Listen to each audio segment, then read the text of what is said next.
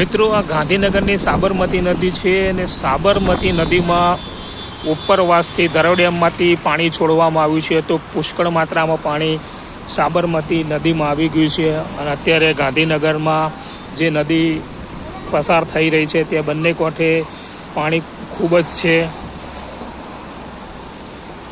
અને ઉપરવાસમાં ભારે વરસાદ થયો હોવાથી પુષ્કળ પાણી ગાંધીનગરમાંથી પસાર થઈ રહ્યું છે.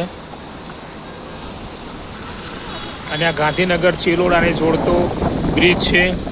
તો પાણીને જોવા માટે ગાંધીનગરના લોકો ઉમટી પડ્યા છે નદી કિનારે.